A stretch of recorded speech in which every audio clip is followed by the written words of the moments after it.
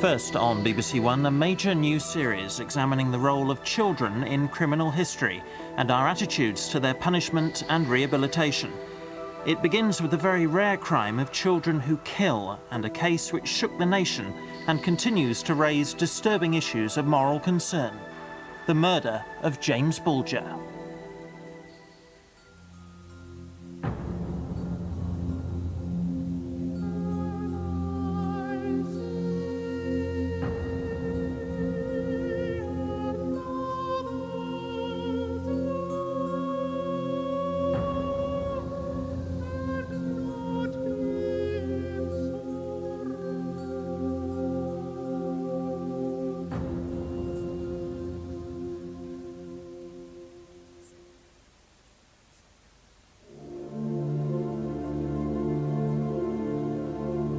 Liverpool, 1993. On a cold winter's day in February, two 10-year-old boys abducted and killed a young child. It was the darkest hour in the story of children and crime. The aftershocks of the case reverberate to this day. They decided to kill him. They didn't have to do that. It was a deliberate decision. At the time, there was, across the nation, a profound sense of sorrow, even anguish about the crime. Nowhere was it felt more strongly than in Liverpool itself. I had nightmares for weeks afterwards. You blame yourself. You think, why didn't I say to them, lads, what are you doing with them? Again and again, the question was asked how such an event could have occurred and why two children could have done something so terrible. Some saw it as a sign of a society which had lost control of its children, others as an outburst of evil. The problem as to why it happened is something that will be debated for many, many years. Talk about a riddle wrapped up inside an enigma. This is a classic case of that.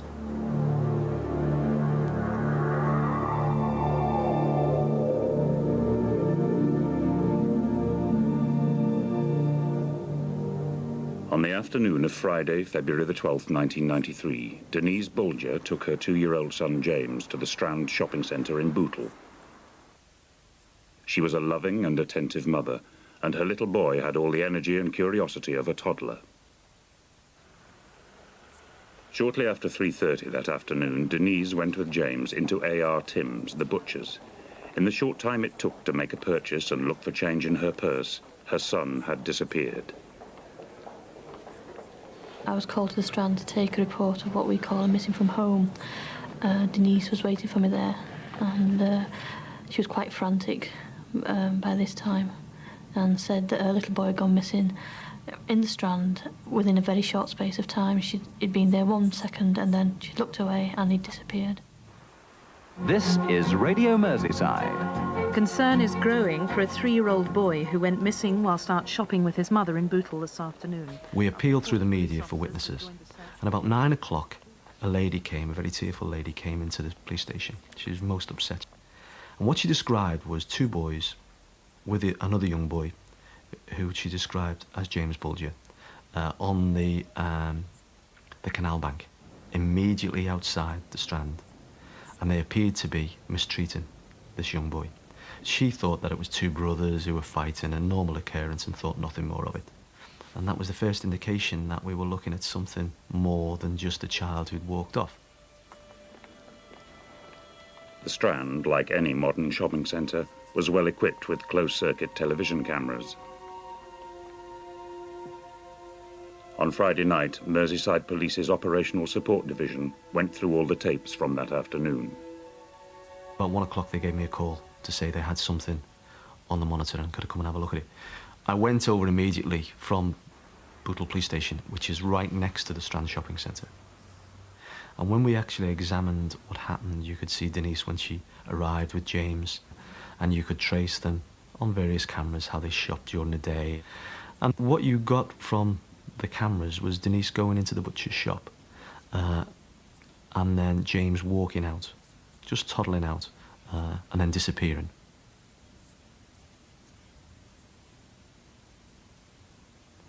Then you got the image of Denise immediately, some seconds later, rushing out and looking up and down the Strand for him. Denise is frantic. She's looking everywhere. She's asking people. She's so upset, and she immediately runs off to the security. She reacted ever so quickly. She did everything anybody could ever expect a parent to do.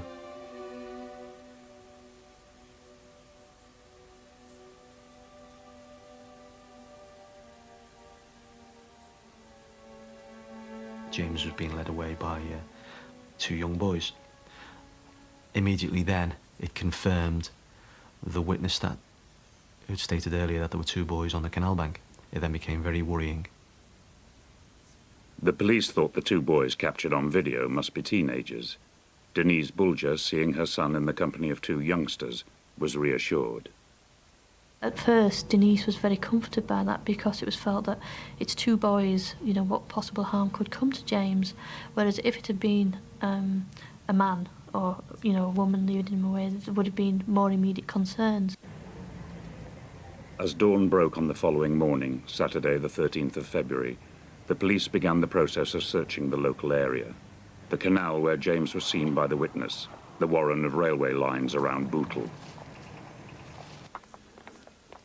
Once the Saturday progressed and the publicity went out, and we felt that most people in that area would have known about the boy missing, then by the time the Saturday afternoon, Saturday evening came, I think of our own minds then we had to resign ourselves to the fact that he wasn't going to be recovered alive. Following the publicity about the missing boy, a security guard in Bootle decided to check his videos on the off chance he might see something. He did, and alerted the police. The significance of this particular video was that you could compare the size of all three boys and the wall. And it was such that the wall, when we stood next to it, was so small, you realised that our interpretation of the size of the boys who had taken James was out, and that these boys were possibly a lot smaller than we had originally thought. The next day, Sunday the 14th of February, 48 hours after James Bulger went missing, 4 boys playing on the railway line in Walton made a gruesome discovery. I remember the phone call coming through to say that a body had been found, and really you had no need to convince yourself. You automatically knew what it was going to be. We immediately made our way from Bootle to the railway line, where the uniform officers and the local CID were waiting and had preserved the whole area. There, on the railway line, right next to the police station, was James's body. The sight was horrific. It was devastating, but immediately you knew it was James. To the police's horror, it was obvious that the little boy had been tortured. His clothes removed, paint thrown at him. He had been stoned and beaten to death. His body was then placed on the line in a naive attempt to make his death seem an accident. Detectives say an unknown weapon was used to murder the boy before his body was taken to the embankment. But at a news conference, Merseyside police refused to give details of the injuries he suffered. I think it's very hard in the words of the English language to describe it. All I will say, it's horrific, and it caused both of us a great deal of emotional upset last night. Morning. Were you on the right on Friday, sir? I wasn't working Friday. You weren't working? No. Were you in the area at all? It was now a full-scale murder inquiry. Given the horrific nature of the crime and the fact that it seemed to have been committed by 2 young boys, the police came under tremendous public pressure to make arrests, and as time passed, more witnesses were found. Morning. We spoke to you yesterday. The police were coming down the rank and asking us, did we see anything? I mentioned to them about them dragging this little lad up. The policeman said, right, pull your cab out, park at the front, come with us. David Kay told the police that he had seen 2 boys with a toddler come out of the shopping centre. I heard kids shouting, looked over, there's 2 lads, one of them's got hold of, I know now, James Bulger's hand, dragging him up, and he just, the kid didn't want to go. I just naturally thought, brother, being a little pain and that. So then he picked him up, literally dragged him up by one arm, held him so his body was across him, and they walked up. The only reason I remembered them picking him up that way is because my eldest picked the youngest up then the same way, because he was awkward to carry. One thing I did notice, Jamie Bulger was like well dressed. These lads were a bit scruffy, which looked a bit out of place.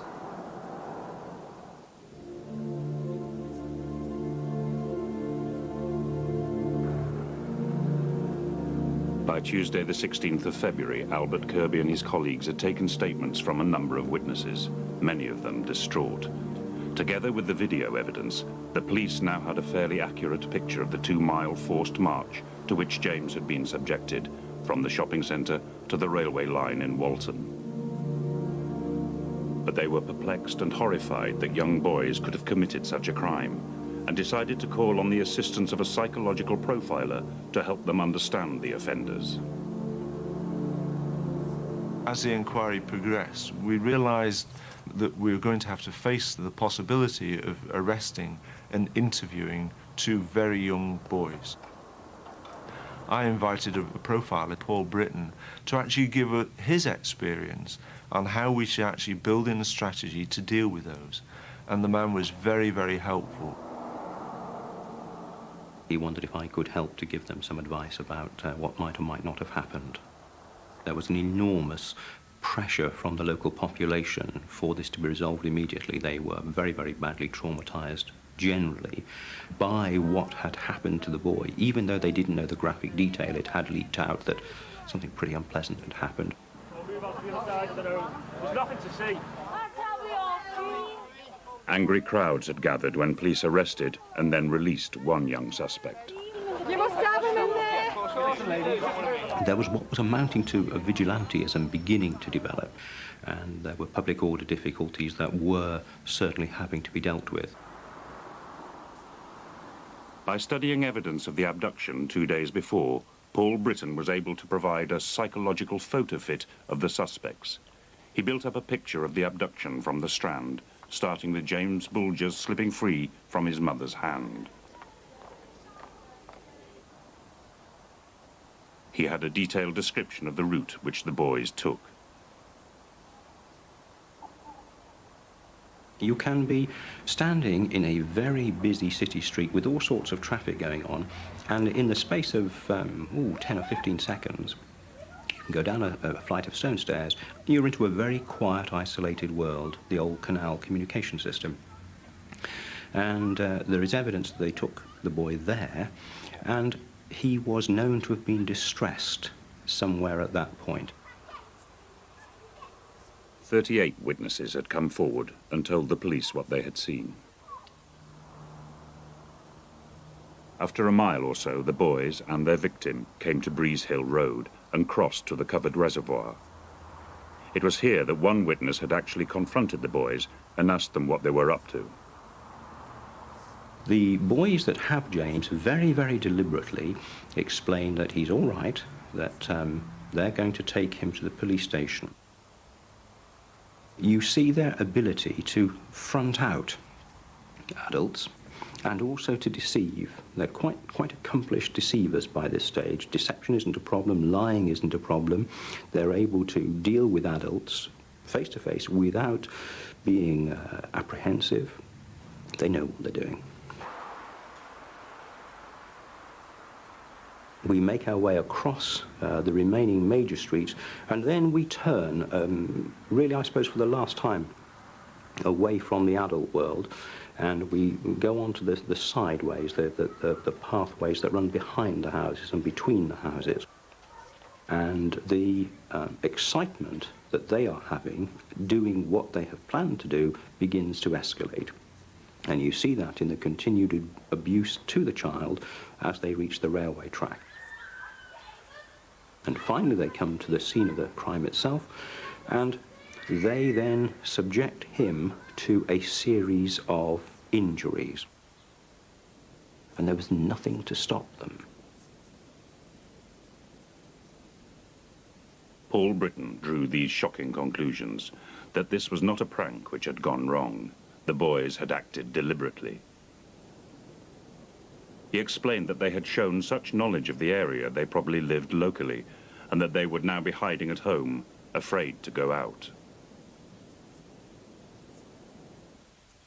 The police also sought the help of the Ministry of Defence, who enhanced the video pictures of the two boyish suspects. When these images were released, the police received a huge number of calls. We were getting information from many people. There was lots and lots of information coming in from witnesses and potential witnesses. But we were no nearer to identifying those boys who were responsible for taking them from the Strand. Our inquiries now indicate to us that in all probability both of these Albert Kirkby presented the media with further details of the murder in an effort to jog people's memories. At a press conference, he said that blue modelling paint and batteries had been found at the scene. The forensic tests show quite clearly that both of them have been in contact with James's body at the time that he would have been injured. Albert Kirkby's information was crucial. On the 17th of February, a woman came into a local police station. She said that she knew a neighbour's son had been truanting on the day of the murder. He was called Jon Venables, and he had been sagging off with a boy called Robert Thompson. This was the moment of breakthrough. He'd come home, and his jacket was full of paint. She didn't want to make a statement, but she said her friend was sagging with a boy called Thompson, who lived near to where the body was found. The police checked through their computer records, but found nothing on Thompson and Venables. All the same, they decided to arrest the boys on the following morning, Thursday the 18th of February.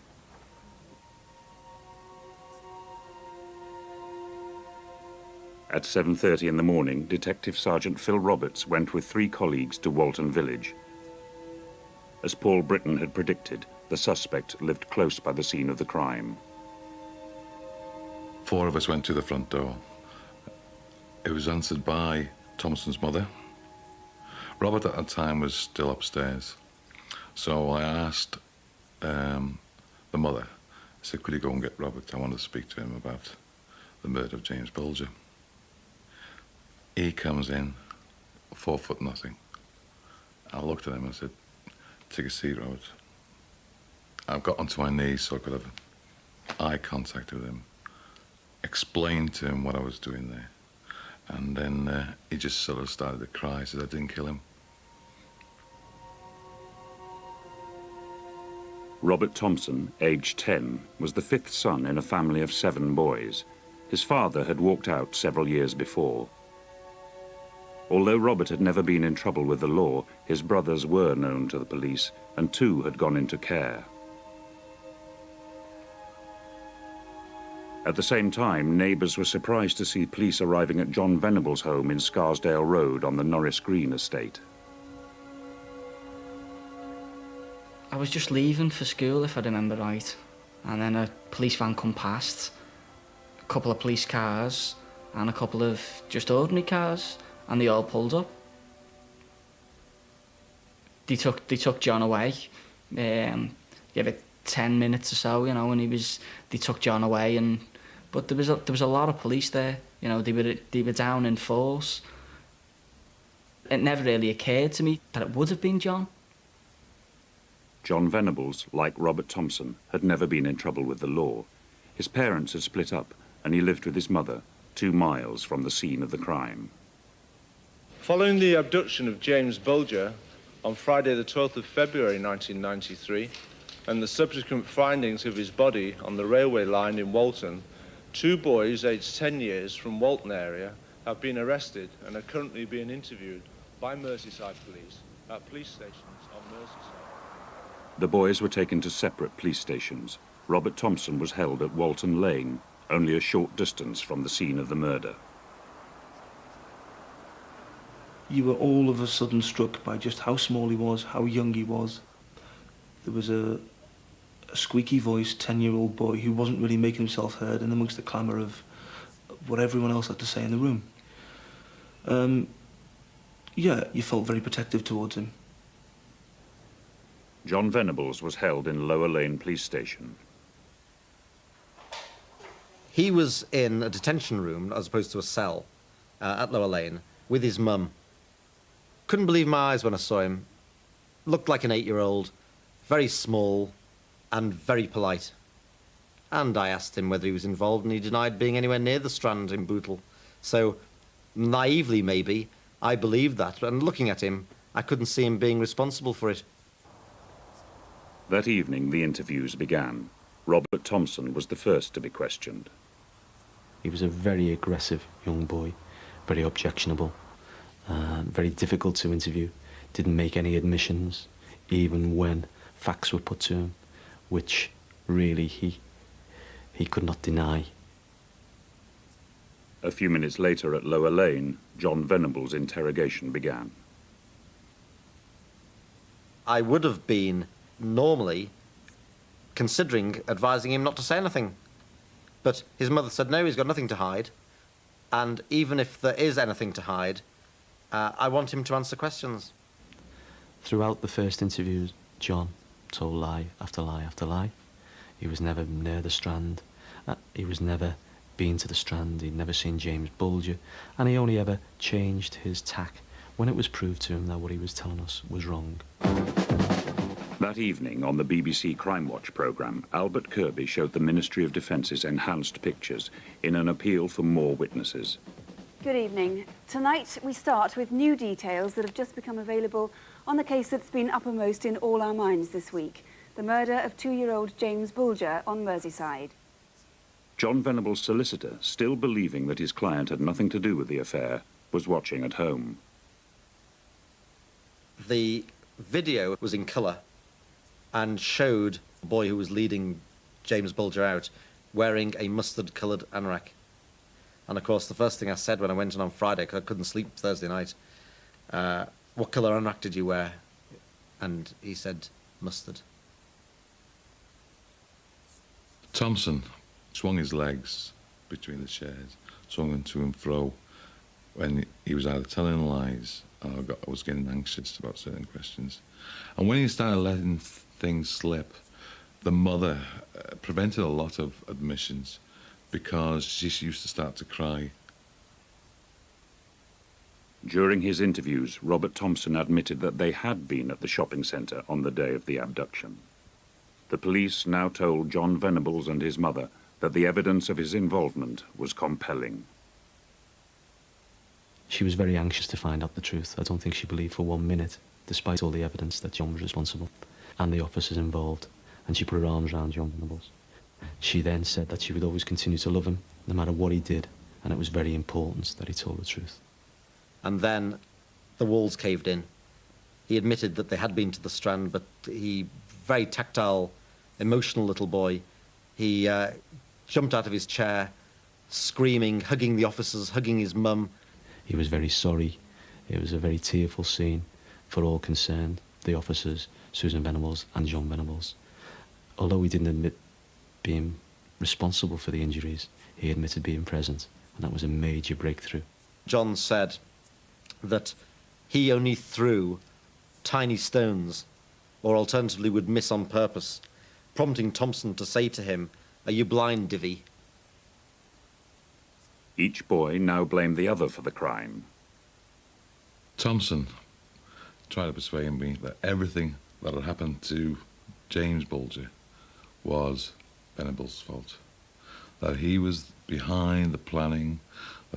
He thought of taking James to the railway line. And he just never wore. At 6:15 in the evening of 20th of February, after 3 days of interviews, Jim Fitzsimmons charged Jon Venables with the abduction and murder of James Bulger. I went down and I charged him formally. His mother and father were alongside him, and his solicitor, and Jon Venables cried. And his mother was crying. It was quite an emotional time for them as well as everybody else. I went to Walton Lane police station immediately afterwards, and I charged Robert Thompson. Robert Thompson didn't say anything. There was no emotion whatsoever from Robert. Following tremendous public response, at 6:40 p.m. today, Saturday the 20th of February 1993, Two 10-year-old boys from the Walton area have been charged with the abduction and murder of James Bulger. 2 days later, on Monday the 22nd of February, the boys were taken to South Sefton Magistrates Court in Bootle for a hearing. Media interest in the case was enormous. Television crews and photographers from all over the world came to Bootle to get a shot at the boys. Public anger too had been building for some time in Liverpool, both against the boys and the intrusiveness of the media.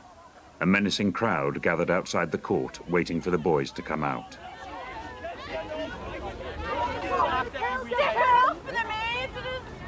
You're going to give his family £500 are you?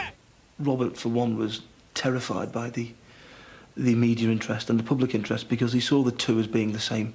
The crowd outside the South Sefton Magistrates Court when he made his first appearance was probably about half reporters and half people who wanted to try and get him out of the van.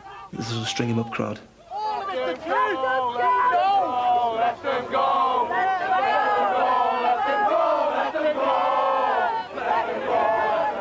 It's almost as if Rent a Mob appears, and there was a very large crowd outside. Public feeling was very strong on Merseyside, and elsewhere as well, but particularly on Merseyside. As the boys left in the transit van, bricks were being thrown, people were running up to the side of the transit van, hammering on the side with their fists. The boys, I know, didn't like that one bit.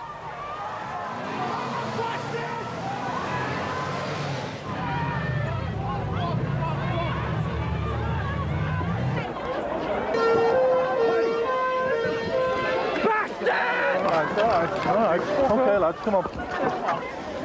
The public anger and national attention had a strong impact on the boys' outlook. Already deeply traumatized, each now became withdrawn, refusing to talk about the crime except when blaming the other. Certainly that kind of behaviour from the crowd will have had some bearing on how he conducted his case. I mean, I should imagine it certainly had some bearing on his decision as to whether he wanted to give evidence or not, because he knew that would have been the focus of enormous media attention if he did. Never before has a crime by children against a child caused such national anger and upset. To the experts, this was not so much a response to the crime itself, but arose from the very public way in which it took place. I think it was triggered by a very unusual visual image of the offence starting, and I think it's that was in people's heads, and it's that made the thing take on a life of its own. The video perpetuates the sense of helplessness, powerlessness, and inability as an adult to intervene in the start of what was a pathway to a young child dying. I think most parents and grandparents would be wanting there and then to intervene and to alter it. Everyone was prepared to feel that that child belonged to them. Then we know that that child, our child, has been most grievously murdered and terribly hurt. And so we then have a feeling of outrage.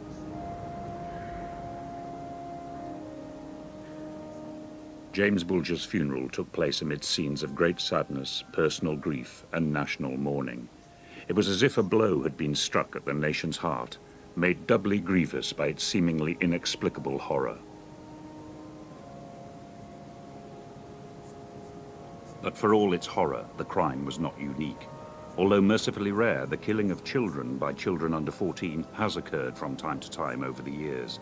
There have been at least 17 cases since the war. Children have both been abused and been abusing and murdering and hurting other children for a very long time. But I think we've often found it very difficult to face up to. And I think what's happening at the moment is that society is painfully coming to terms with the fact that children, a minority of children of course, do hurt, do abuse and occasionally murder other children. Jon Venables and Robert Thompson were taken from Liverpool, the city of their births, and a place they had devastated by their actions, and put in separate secure units. Dealing with the boys themselves was immensely difficult. Both were diagnosed as suffering from post-traumatic stress disorder and seemed incapable of instructing their lawyers properly. He had his own Game Boy, I had a Game Boy. We'd play Game Boy.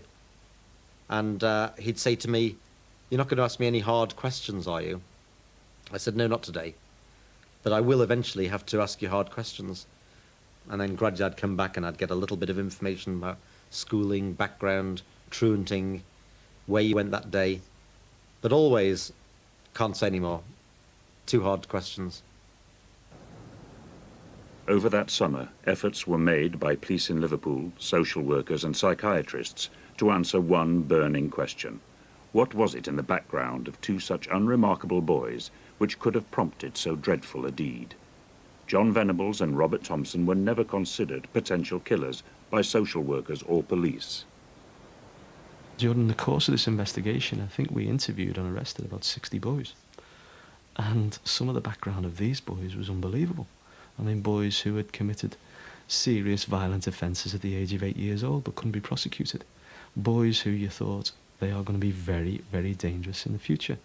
And I don't think from the research I did with the school and with the families that this ever became evident from either Jon Venables or Robert Thompson.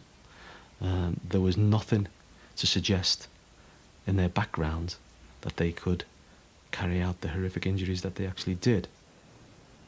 Jon Venables' neighbours in Norris Green were also perplexed that the little boy they thought they knew so well had become a killer. Just a normal sort of kid. He was easily led. We used to run in the street, and if any kids in the street, he'd throw a stone at them but run away. He wouldn't stand his ground. He'd always run from somebody and get the safety of his gateway or his house. I've often thought, you know, well, was there something there that I should have picked up on? Was there something there that we could have noticed? Was there something that was different about him? But I can't recall anything that was different about him. You know, he was just a normal kid. He looked out for his brother and sister. He tried to help them as much as he could. He fought with his brother and sister, just like every family does. You know, I wouldn't have picked him as a bully. But such children do not become killers out of the blue. To child specialists, there is almost always unhappiness in the background of young criminals like Thompson and Venables. They may have been abused, they may have suffered very serious bullying, they may have been very cruelly treated at home or elsewhere, and they often have problems with school and academic work because perhaps they're constantly distracted in their own minds. They are rerunning unhappy, traumatic events that may have occurred at home, and they're not able to concentrate on their schoolwork. It makes them look for another outlet for doing something that can make them feel effective. Much of this was true of the two boys. They went to a church school where discipline and morality were central, but both were truants and had been held back a year. This home video was taken at a school party 6 months before the killing. Robert Thompson is the little boy circled. What shocks is his size and childishness. His family life was unhappy. A social work report after the killing revealed that his father was a violent drunk who had disappeared. His mother had subsequently attempted suicide. She too drank heavily. He was the fifth of 7 brothers who grew up afraid of each other. It was alleged that they assaulted and tied each other up.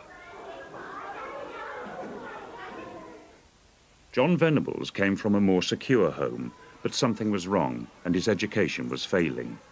A teacher from his previous school wrote a report in which she described his disturbed behaviour, how, among other things, he attacked other children, hung himself upside down from coat pegs, lay under chairs, and stuck paper all over his face.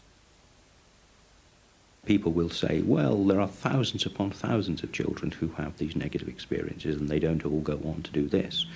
And when they say that, what they are implicitly wanting you to accept is that there isn't really the connection between those background factors and this terrible event.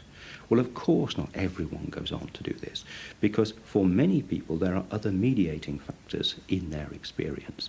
They come across particular teachers at school, they come across other friends, they come across people from other families that provide alternatives.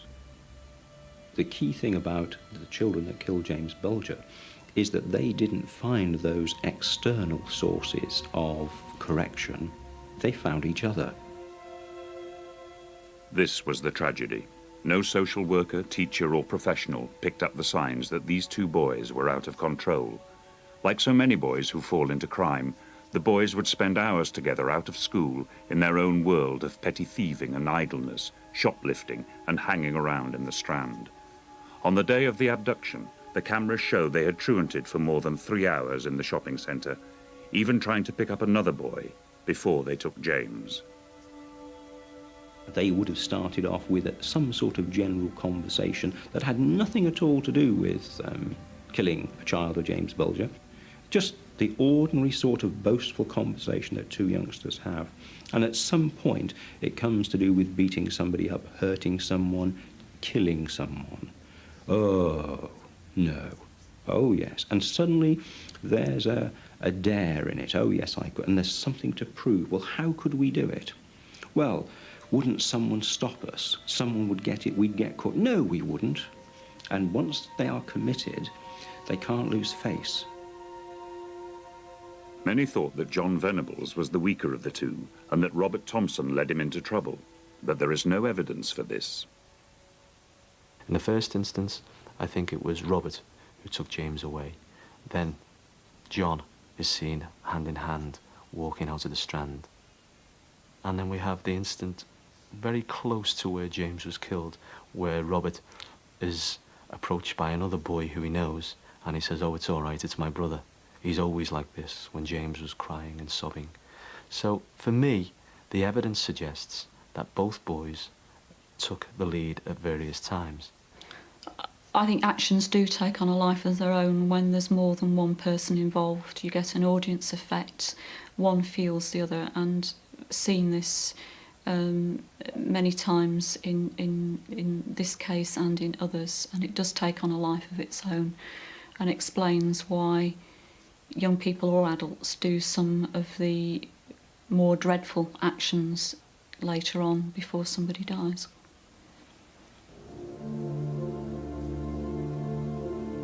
Nine months after the murder, the two boys now faced the full majesty of the law, a trial in open Crown Court. The purpose of the trial was to establish the boys' guilt, not the reasons for their actions. The case was heard 30 miles away at Preston, so as to avoid a repeat of the ugly scenes in Liverpool. Nevertheless, there was enormous interest. The boys were the youngest children to face trial for murder this century. Many thought it outdated and wrong to deal with 11-year-old boys in this way. On the 1st of November 1993, the two boys were brought from their separate secure units for trial. Both had pleaded not guilty to charges of murder and abduction. They were sitting on a dock which had been built up specially so that they could be seen properly. They were sitting in a room full of the world's media. I mean, every square inch of seating space was occupied in that room. The acoustics in the room were terrible. It's a tall wooden room. Everything creaks. It was an effort to follow what the witnesses were saying, to try and maintain that kind of concentration and hope to instruct your lawyers at 10 years of age in those circumstances, perhaps expecting a little bit too much.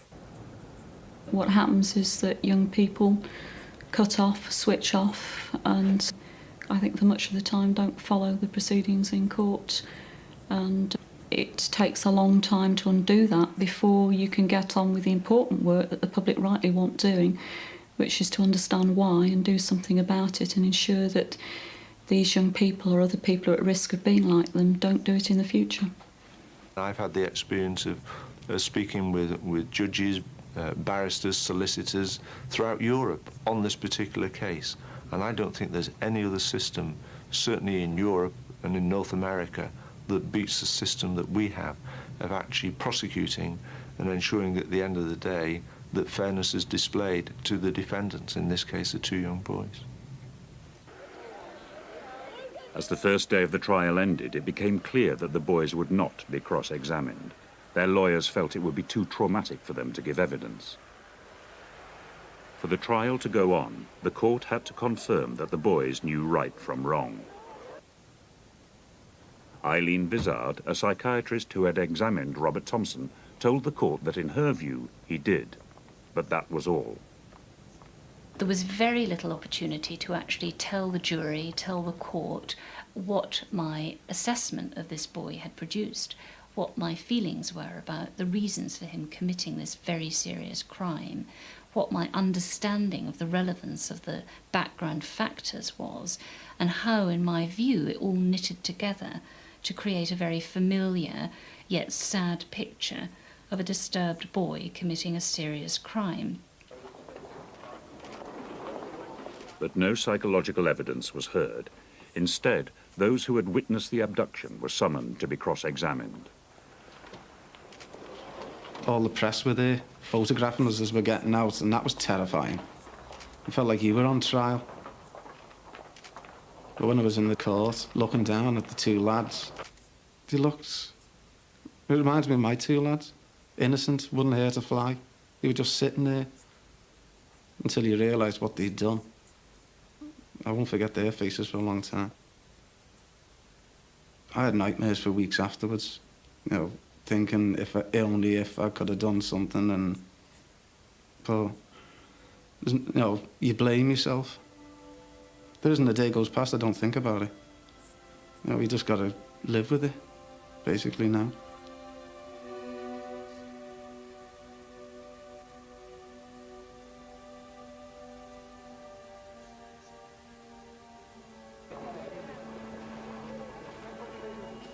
We had to prepare the family because there was representatives of the family there every day. We had to go through a process with them to make them aware of what evidence was actually going to be heard in court that day. It really was a very chilling and a very emotional process to have to go through. Ralph went for the first few days to court, and then thereafter he said that he didn't want to go because he felt he was too close. He was within sort of touching distance almost of the two boys, and he couldn't cope with that. He didn't want to be that close to them. I don't think he was ever going to physically attack them or anything like that, but he just couldn't stand being so close to them after what they'd done to James.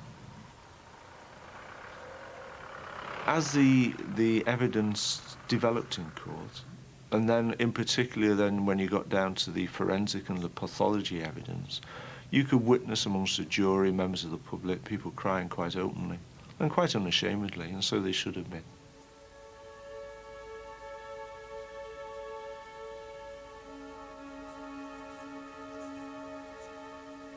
The photographs, although they weren't the worst photographs, when we put the album together, still for the layperson they were very, very difficult. And it was a very emotional time, obviously, for the jury, because they had to sit through this, and they had to see everything. The boys' interrogation by the police had been recorded. The tapes, all 4 hours of crucial evidence when the boys made their emotional and often tearful admissions, were played to the full court as Robert Thompson and Jon Venables sat in the dock. The two lads had to listen to themselves, probably at some of the worst times in their life. They had to listen to themselves crying, distressed. This was possibly, although I've never asked him specifically, but this is possibly, I would suspect, one of the most difficult things about the trial for Robert and I presume also for Jon. 3 weeks after the opening of the trial, the jury retired to consider its verdict. On the following day, the court reconvened. For the first time, Denise Bulger came to Preston to hear the outcome of the jury's deliberations. The foreman of the jury was asked to stand. Clerk to the court asked him whether or not he'd reached a verdict. He said, yes, we have. Is that verdict one of guilty or not guilty? Guilty.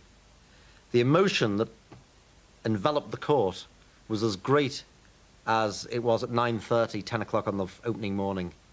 There were cries of horror, from the Venables and Thompson camp. There were cheers of delight from the Bulger camp.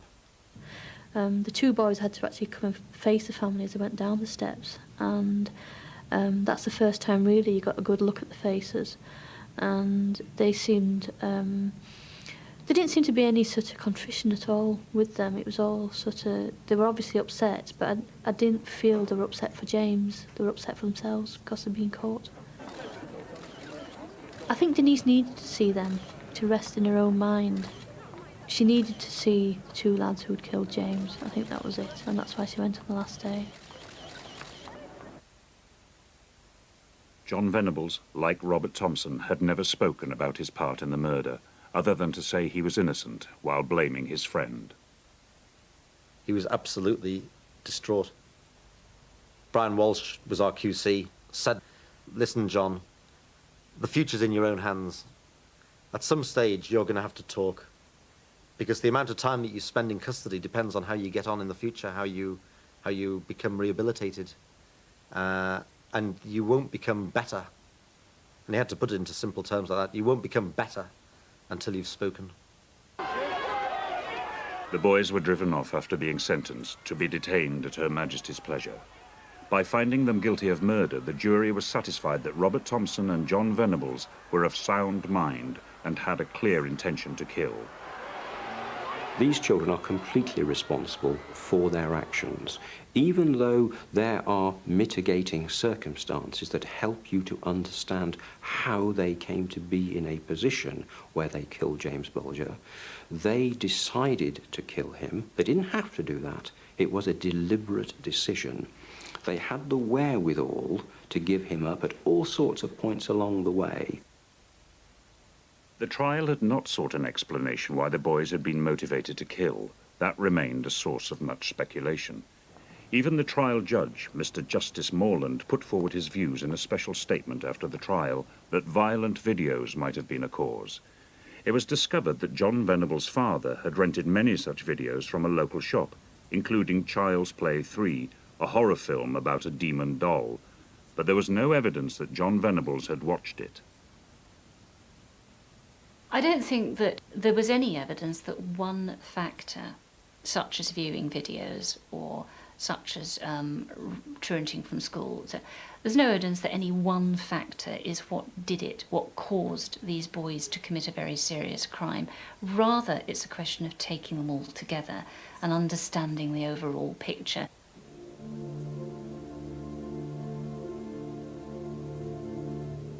Over the years, some explanation of why two Liverpool boys killed James Bulger has emerged. That they were low achievers, lacking grown-up supervision. Left to their own devices, they acted together, egging each other on, and that a spiral of violence was unleashed which neither could control. All these things came together on that terrible day. But for many, there is another, simpler view. I've done lots of soul-searching and inquiring and thinking myself, and I'm now firmly convinced that children, just in the same way as adults, can be evil by nature. In this particular case, albeit that we had two boys who were different in personalities, that when they were actually together, they produced evilness to an extent that none of us would ever have dreamt that you could have actually witnessed. For anybody to commit the crimes that they did, I would say there has been an evil outburst. There has been an incident of evil. But whether or not evil behavior brands you as permanently evil is debatable, and I don't think it does. In the years since the trial, the boys have been held separately in secure units where they receive special care. Their families visit them regularly. Both must face up to their actions and describe in detail their part in the abduction and killing of little James Bulger. This is the first step on the road to their rehabilitation and eventual release. It's quite a difficult concept for people to get hold of, but they viewed their own actions in the killing of a young person, and that leaves them with nightmares, intrusive thoughts, trying to alter the ending of this to make it end in a different way so that somebody wasn't killed. And in this particular case, there are, unfortunately, because of the amount of media attention, day in, day out, reminders. But those who suffered most, the Bulger family, continue to be devastated by the killing of their son. Denise and Ralph have actually separated since the trial. Denise has now got a new baby who's, you know, a lovely little lad. But I think her and Ralph just couldn't cope with the trauma of the whole case. Certainly I think James's death and the actual sort of court case and everything had a big part to play in splitting them two up. The trial and sentencing of the boys remains the subject of controversy.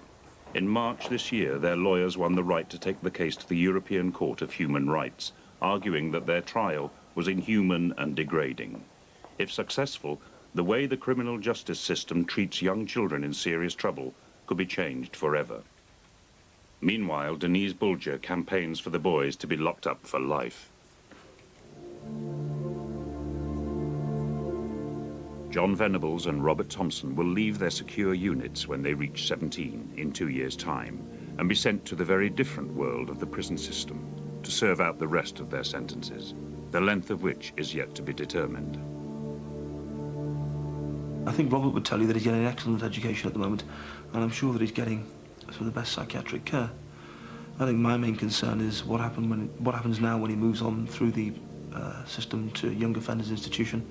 And I'm concerned that he isn't sort of put on prison at risk status, segregated from other prisoners, and all the good work which is being done with him now is undone in those institutions.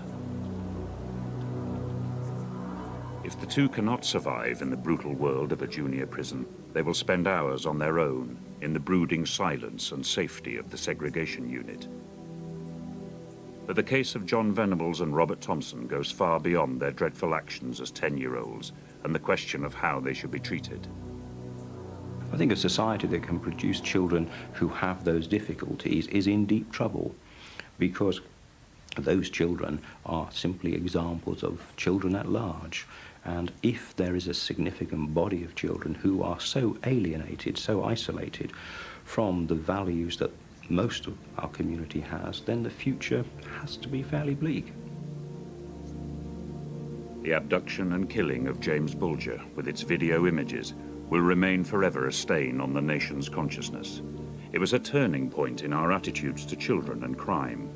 Above all, it showed that while the pressures of the adult world on childhood are ever increasing, children remain children, unformed and very vulnerable.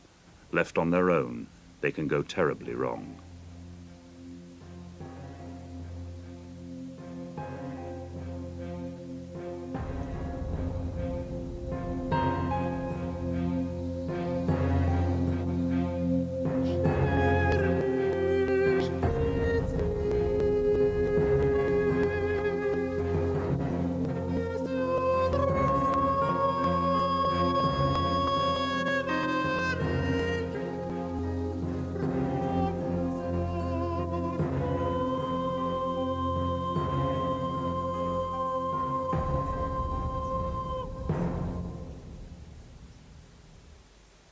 Some of the wider issues surrounding young people and crime will be discussed at the end of the series in a Children of Crime debate with David Dimbleby.